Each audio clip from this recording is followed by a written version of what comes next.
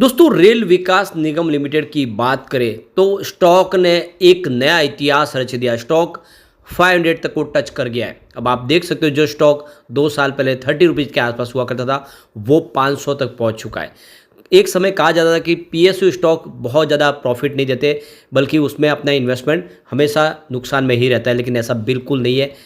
Railway के शेयरों ने लोगों को रातों रात अमीर बनाया। ये छोटे छोटे जो स्टॉक थे वो आज बड़े मल्टीबैगर बन चुके हैं। अब आगे की क्या संभावना, क्या रेल विकास निगम लिमिटेड आने वाले समय 4 डिजिट में जा सकता है या फिर यहाँ पे प्रॉफिट बुकिंग का संभावना बन रहा है। काफ़ी ज़बरदस्त तेज़ी फ्राइडे को देखिए, लगभग 17-18% की तेज़ी। इससे आगे की क्या संभावना उसको समझेंगे और ये जो बड़ी तेज़ी बनी है इसके पीछे वजह क्या है। दूसरी तरफ अगर हम IRFC की बात करें तो यह स्टॉक भी कमाल किया है, काफ़ी ज़बरदस्त रिटर्न दिया है फ्राइडे को। आने वाले समय और संभावना पॉजिटिव हो रही है क्योंकि रेलवे सेक्टर को लेकर सरकार ने कुछ बड़े अनाउंसमेंट किए जिसका फ़ायदा इन दोनों शेयरों को देखने को मिल सकता है। तो क्या इस समय इन्वेस्टमेंट करना चाहिए, जानेंगे इस वीडियो के माध्यम से। लेकिन फ्रेंड उससे पहले अगर आप पहली बार हमारे चैनल पे आए तो चैनल को सब्सक्राइब कर दीजिए, एक बेल आइकॉन दबा दीजिए ताकि जब भी नया वीडियो बने पहला नोटिफिकेशन आपको मिले। वीडियो पसंद आए तो लाइक शेयर जरूर कीजिए। चलो फ्रेंड्स वीडियो स्टार्ट करते हैं। मैं हूँ आपका दोस्त SB दवे और हमारे अपने चैनल ऑनलाइन कमाई में आपका बहुत बहुत स्वागत है। तो सबसे पहले रेल विकास निगम लिमिटेड का कारोबार की बात करें तो 492 पर क्लोजिंग थी। 17.53% की बम्पर तेजी देखने को मिली, लेकिन इंट्राडे में ये 498 तक गया है, यानी 500 के आसपास तक गया। तो ज़बरदस्त रिटर्न दिया और जो टारगेट थे वो सारे टारगेट हिट हुए। अचानक देखें तो वॉल्यूम ज़बरदस्त बढ़ा। आप देख सकते हो कि पूरे बाजार में IRFC वॉल्यूम के मामले में नंबर 3 पे आया और वे रेल विकास निगम लिमिटेड नंबर 4 पे था और इरकॉन इंटरनेशनल नंबर 5 पे। तो रेलवे के शेयरों ने कमाल किया, बहुत ही ज़बरदस्त बड़े फंड हाउस की खरीदारी हुई जिसके दम पे यहाँ पे शानदार तेजी देखने को मिली। अब इसकी परफॉर्मेंस देखें तो पिछले 5 सालों में 1718% का इसने बम्पर रिटर्न दिया है। 3 ईयर की बात करें तो 1422% का ज़बरदस्त रिटर्न दिया है स्टॉक ने, एक बड़ा मल्टीबैगर साबित हुआ है। पिछले एक साल में ही 295% का ज़बरदस्त रिटर्न दिया है और यहाँ पे पिछले 3 महीनों में 85% की तेज़ी बनी है। सिर्फ 1 मंथ की बात करें तो यहाँ पे लगभग 39% का ज़बरदस्त रिटर्न दिया है स्टॉक ने और 1 डे के हिसाब से 17% की तेज़ी है। ओवरऑल ये बहुत बड़ा मल्टीबैगर साबित हुआ है। तो रेल विकास निगम लिमिटेड में जो बड़ी तेज़ी बनी इसके पीछे जो एक बड़ा जो रीज़न है कि रेल विकास निगम लिमिटेड ने Delhi metro rail corporation limited के साथ में MOU साइन किया है और ये देख सकते हैं दोनों MOU के माध्यम से बहुत सारे प्रोजेक्ट है जो आने वाले समय कंपनी करेगी और देश के बाहर भी बहुत सारे DMRC के माध्यम से प्रोजेक्ट किए जाएंगे। RVNL के प्रोजेक्ट की बात करो, कंपनी यहाँ पे मेट्रो रेलवेज के project, high speed rail project, highways के project, mega bridge, tunnels, institutional buildings, workshop, depot, इस तरह से सारे प्रोजेक्ट कंपनी का। इसके अलावा इलेक्ट्रिफिकेशन के प्रोजेक्ट भी कंपनी करती है। अभी फ़िलहाल 3 जून को ही देखें तो कंपनी को 1.32 बिलियन रुपीज़ का एक बड़ा रेलवे प्रोजेक्ट मिला है इंडियन सेंट्रल रेलवे की तरफ से और ये लगातार ऑर्डर मिल रहे हैं इनको। आप देख सकते हो कि पिछले कई दिनों से हम देख रहे हैं कि ऑर्डर एक के बाद एक मिल रहे हैं जिसका फ़ायदा यहाँ पे देखने को मिल रहा है।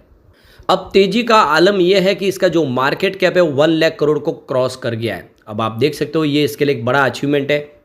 अभी अप्रैल महीने की बात करो, कंपनी को करीब 2000 करोड़ के ऑर्डर मिले और आप देखें तो हर साल कम से कम 20,000 से लेकर 25,000 करोड़ के ऑर्डर कंपनी इस समय लगातार मिल रहे हैं और उसको पूरा करी है। ऑर्डर बुक लगभग 85,000 करोड़ को क्रॉस कर गई है। अब RVNL को शेयर को लेकर रेलिगियर ब्रोकिंग की तरफ से जो उसके वाइस प्रेसिडेंट है रवि सिंह, उन्होंने कहा कि डेली चार्ट पैटर्न पर स्टॉक बहुत ज़्यादा बुलिश दिख रहा है और शॉर्ट टर्म में ये 520 के लेवल तक जा सकता है। 470 का स्टॉप लॉस लगा के आप इसमें खरीदारी कर ले, 520 का टारगेट देखने को मिल सकता है। तो बिल्कुल हो सकता है क्योंकि 500 तक तो ऑलरेडी स्टॉक पहुंच चुका है। दूसरी तरफ देखें तो रेल विकास निगम लिमिटेड ने इरकॉन इंटरनेशनल के जॉइंट वेंचर्स को 750 करोड़ का ऑर्डर दिया है। तो ये जॉइंट वेंचर्स पारस रेलटेक के साथ में इनका है और ये देख सकते हो कि ये ऑर्डर जो मिला है उत्तराखंड में ऋषिकेश के कर्णप्रयाग के बीच रेल लाइन से जुड़ा इनको प्रोजेक्ट मिला है और 42 महीनों में कंपनी पूरा करके देगी। तो लगातार बहुत सारे प्रोजेक्ट RVNL के पास है और वो अलग अलग कंपनियों को इस समय प्रोजेक्ट दे रहे हैं। फंडामेंटली कंपनी बहुत मजबूत है। मार्केट कैप इस समय 1,02,385 करोड़ के आसपास है। करंट प्राइस इसकी 491 के आसपास है। लो इसका 117 का, लेकिन हाई 498 का जो फ्राइडे को इसने बनाया, यानी बहुत बड़ी दौड़ लगाई है। स्टॉक का P70 के आसपास है और इसकी बुक वैल्यू देख सकते हो कि 37.70 की है और 0.43% का डिविडेंड कंपनी देती है। सारे के सारे PSU स्टॉक काफ़ी अच्छा डिविडेंड देते हैं। ROC 18.7% है और ROE 20.4% है और इसकी फेस वैल्यू 10 है। तो देख लो कि फंडामेंटल काफ़ी अच्छी है। यहाँ पे जो 33.4% का हेल्दी डिविडेंड पे आउट करती है कंपनी का मीडियन सेल्स ग्रोथ देखें तो 26.2% के आसपास पिछले 10 सालों से, जो बहुत ही अच्छी बात है और वाकई में स्टॉक कमाल का है। अब चलते हम इंडियन रेलवे फाइनेंस कॉर्पोरेशन की तरफ। तो 187 पर क्लोजिंग थी, 5.73% की तेज़ी देखने को मिली। लेकिन यहाँ पे देख सकते हो कि इसका जो इंट्राडे का हाई जो बना 191 के आसपास था, वहाँ से प्रॉफिट बुकिंग की वजह से स्टॉक थोड़ा नीचे आया। अब यहाँ पे सबसे जो बड़ी बात है कि इसका प्रदर्शन देखें तो पिछले 3 सालों में 673% का इसने बम्पर रिटर्न दिया है। 1 ईयर की बात करें तो इसने 462% का शानदार रिटर्न दिया है। पिछले 3 महीनों की बात करें स्टॉक ने 27% की 31% की तेज़ी बताई है और पिछले 1 महीने के हिसाब से 13.09% का पॉजिटिव रिटर्न दिया है। वनडे के हिसाब से 6% की तेज़ी है। यहाँ पे गौर करने वाली बात है कि IRFC बिल्कुल RVNL के पीछे का पीछे चला है। जिस तरह से RVNL ज़्यादा रिटर्न शानदार दे रहा है, वैसे ही आने वाले समय IRFC भी देगा। अभी तक उतना रिटर्न नहीं दिया शानदार जितना RVNL दे चुका है, लेकिन ये भी उसी के पीछे दौड़ रहा है और जल्दी ये भी उसके लेवल तक जा सकता है। अब यहाँ पे जो बड़ी अपडेट निकल के आ रही है, सरकार ने एक बड़ा फैसला किया है। कॉमन मैन के लिए 10,000 नॉन AC कोचेज़ का निर्माण किया जाएगा। यानी अभी सरकार चाहती है कि जो कम बजट में जो सफ़र करना चाहते हैं, इकोनॉमिक क्लास के हिसाब से जो लोगों को AC के बिना भी अगर कोई काफ़ी लोग हैं जो सफ़र करना चाहते हैं इस समय, उनके लिए अभी नए कोच निर्माण किए जाएंगे। यानी आने वाले समय बहुत सारी जो AC की ट्रेनें तो ऑलरेडी सरकार अनाउंस कर चुकी है, चाहे वंदे भारत हो, लेकिन अब आने वाले समय 10,000 नॉन AC कोच भी निर्माण किए जाएंगे। तो लगातार लोगों की जो आवाजाही बढ़ रही है, भीड़ को कंट्रोल करने के लिए जनरल कोच बढ़ाए जा रहे। तो सरकारी अधिकारी की तरफ से जो बयान निकल कर आया है कि इस साल 4,485 नॉन AC कोचेज़ का निर्माण किया जाएगा और आने वाले साल में करीब 5,444 नए कोच 2025-26 के अंदर बनाए जाएंगे। इसके अलावा 5,300 जनरल कोच का निर्माण भी किया जाएगा। इसके अलावा सरकार अमृत भारत ट्रेन के लिए भी बहुत सारे कोच का निर्माण करेगी। आने वाले समय बहुत सारी अमृत भारत ट्रेन भी आने वाली है। इसके अलावा 1,470 नॉन AC स्लीपर कोच का निर्माण किया जाएगा और इसी तरह से आप देखें तो सिटिंग कम लगेज रैक भी बनाए जाएंगे करीब 323। तो बहुत सारा खर्च इस समय अलग अलग कोच के ऊपर होगा। बहुत सारे नई ट्रेनों के लिए कोच निर्माण होगा। ऐसे में आप समझ सकते हो कि इस सेक्टर के संबंधित कंपनियों के लिए बेनिफिट है, जिसमें IRFC शामिल है जो रेलवे की कंपनियों को फाइनेंस प्रोवाइड करती है। यहाँ पे गौर करने वाली बात है कि जो अमृत भारत ट्रेन है उसमें जनरल कोच भी होंगे और वो लोगों के लिए जो बजट में आ जाए वैसी ही यहाँ पे सुविधा मिलेगी, उनको कम चार्ज में सारी सेवाएँ मिलेगी।